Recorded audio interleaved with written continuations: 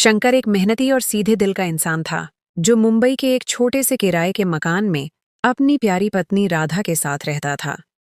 उनकी दुनिया छोटी थी, मगर प्रेम और सुकून से भरी।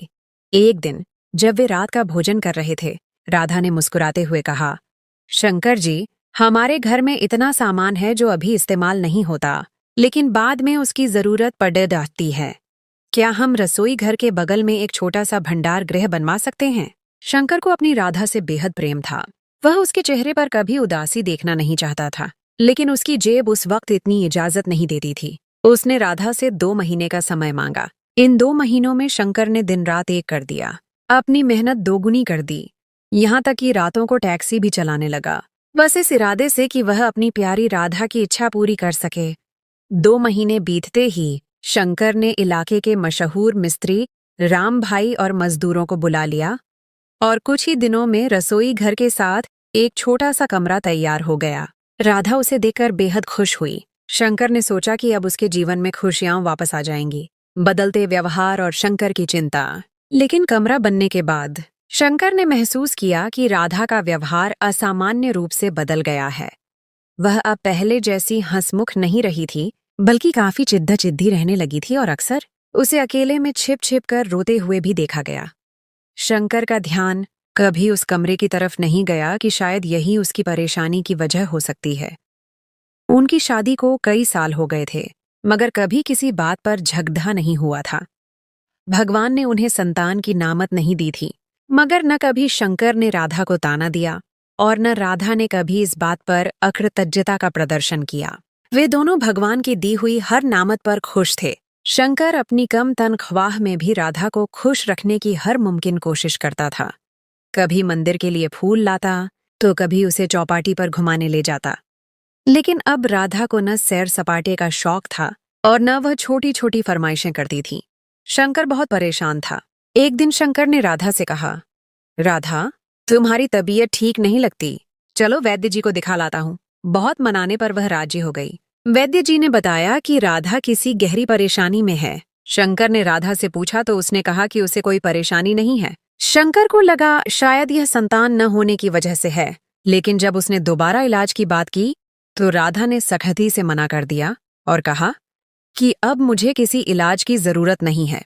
शंकर को गुस्सा आया और उसने वजह पूछी तो राधा ने गुस्से से कहा, मेरे पास बच्चा पालने का समय नहीं है। शंकर और भी हैरान हुआ कि इस छोटे से घर में खाना बनाने और छोटी मोटी साफ सफाई के अलावा राधा को भला और क्या काम हो सकता है।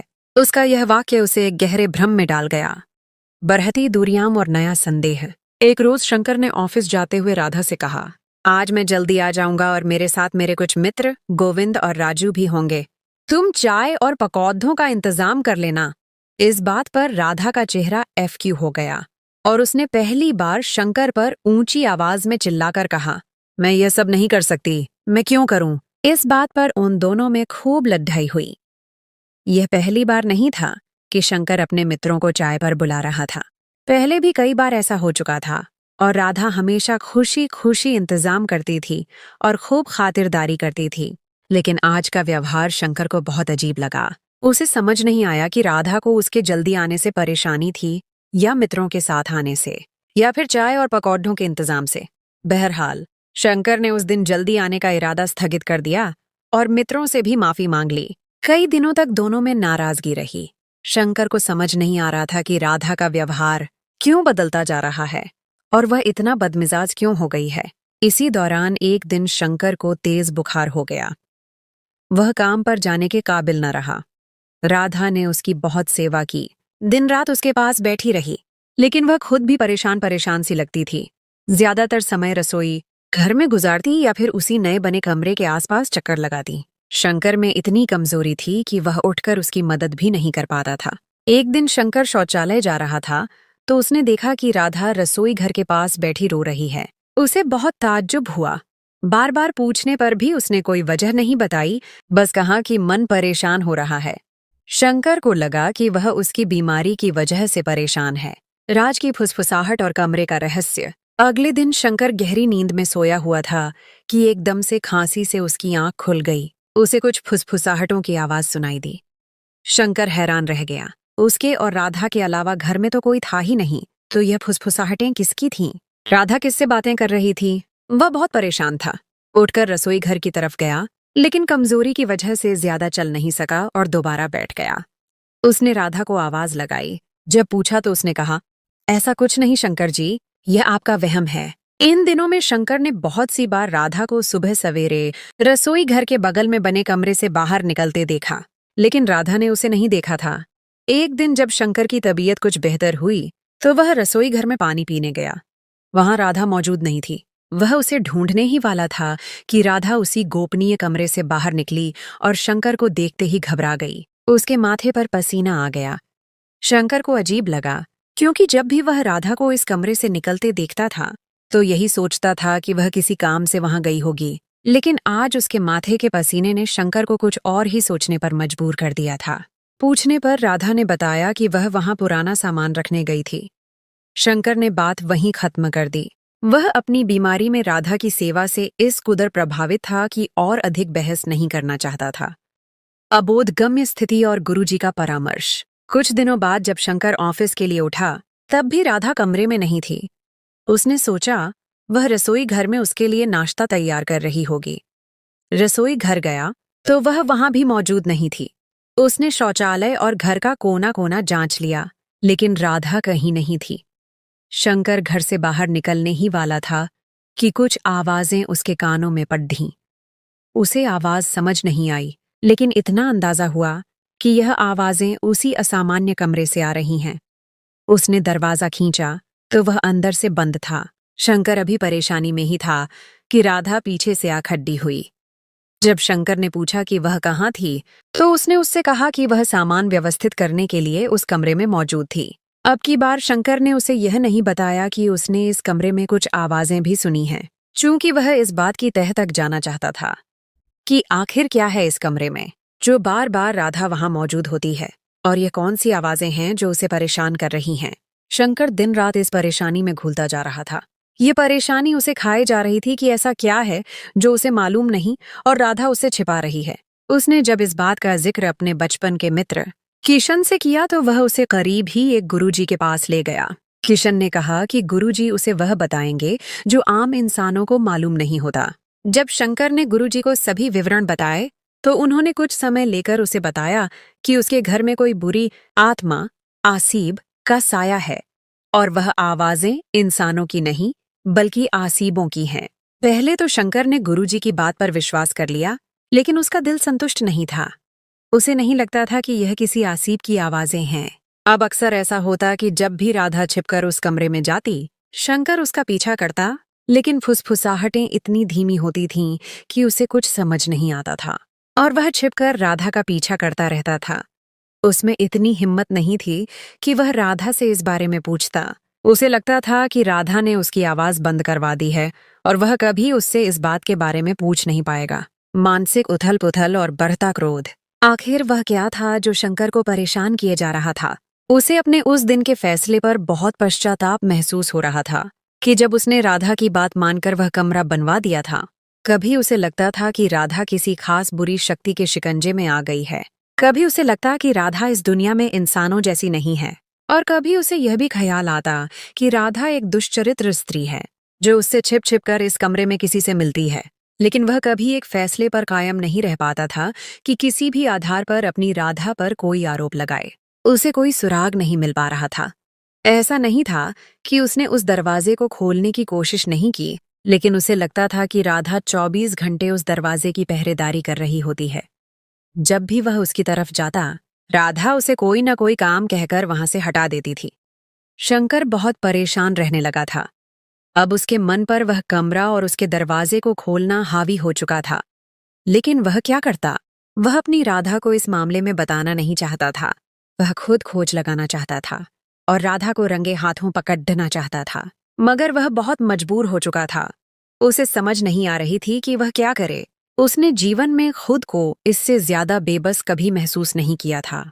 कभी कभी बहुत गुस्सा आता, दिल चाहता कि सब कुछ खत्म कर दे, राधा को तलाक दे दे और उसके सारे काले कारनामे सामने ले आए।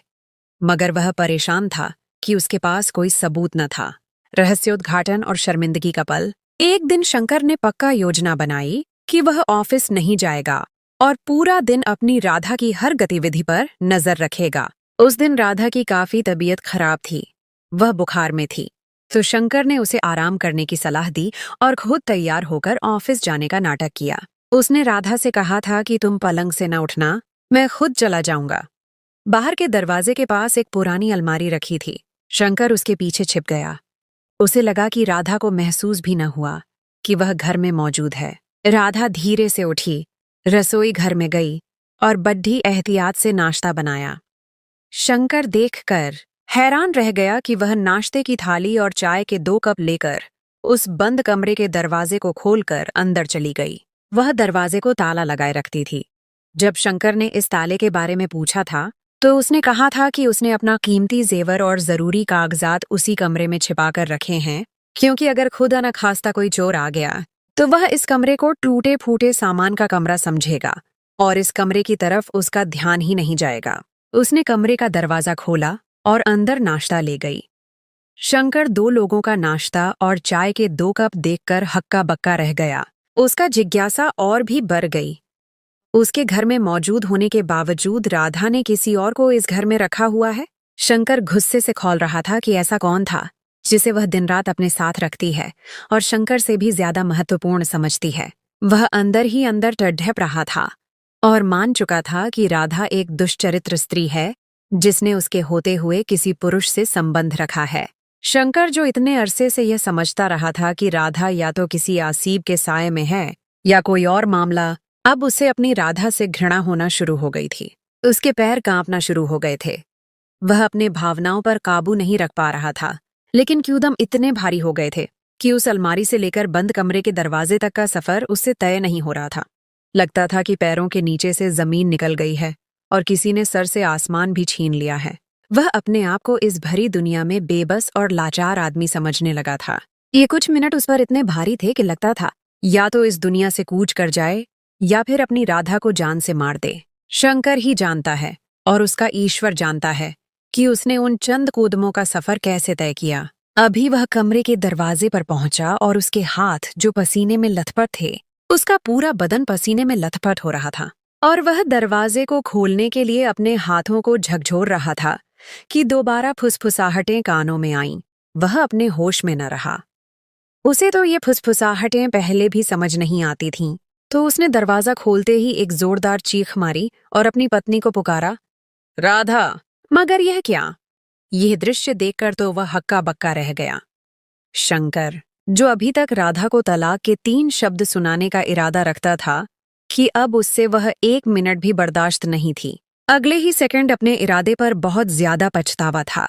उसने देखा कि राधा, जिसके लिए नाश्ता लेकर गई है और उसके हाथ में जिसके लिए निवाला है और जिसने उस निवाले को खाने के लिए अपना मुंह खोल रखा है, वह उसकी अपनी सौतेली माँ कमला देवी है। प्रेम, त्याग और पश्चाताप। शंकर राधा को कितना गलत समझ रहा था। कभी उसे जादू टोना करने वाली स्त्री, तो कभी उसने उसको दुष्चरित्र समझा। शंकर की चीख की आवाज सुनकर राधा के हाथ से निवाला गिर गया और कमला देवी, जो उसे देखकर हक्की बक्की रह गई थीं, उनके माथे से पसीना छूटने लगा। शंकर को लगा जैसे किसी ने उसके कदम जमीन में गाड़ डाल दिए हैं। वह अपने आप को न जीवितों में पा रहा था न ही मृतकों में। राधा इतने अरसे से शंकर की मां को बंद कमरे में छिपाए उनकी सेवा किए जा रही थी।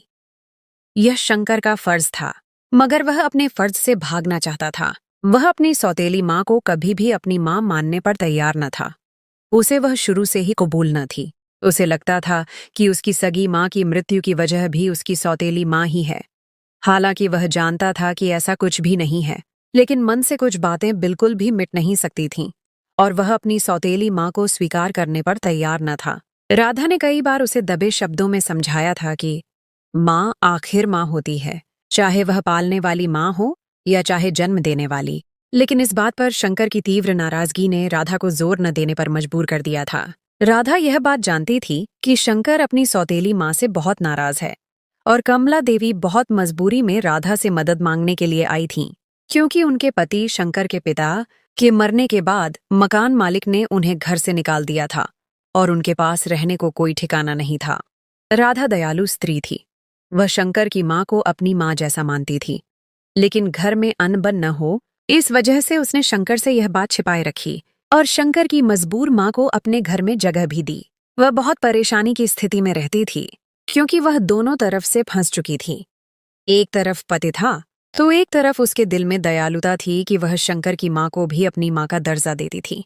राधा का इतना बड्ढा मन देखकर शंकर शर्म से पानी पानी हो गया। उसने राधा को और अपनी सौतेली माँ को अपने बिस्तर पर बिठाकर नाश्ता करवाया और सभी घटनाएं सुनकर वह इतना रोया कि राधा और उसकी माँ के चुप करवाने पर भी उसकी हिचकियां नहीं रुक रही थीं। उसे लग रहा था कि कोई आए और उसके हाथ काट दे। उसे लग रहा था कि वह एक चोर है। ऐसा लगता था कि उसने किसी के हक पर डाका डाला है। आज उसे समझ आ गई कि इंसान का धनवान होना ही काफी नहीं होता, बल्कि अगर उसके दिल में नर्म कोना और इंसानियत हो तो वह राधा जैसे लोगों की तरह महानता का प्रदर्शन कर सकते हैं। एक नए आरंभ की किरण और उज्ज्वल भविष्य। इस घटना के बाद शंकर और राधा की जिंदगी पूरी तरह बदल गई। शंकर ने अपनी माँ को घर के एक सम्मानित सदस्य के रूप में स्वीकार किया और उनकी देखभाल की जिम्मेदारी खुद ले ली।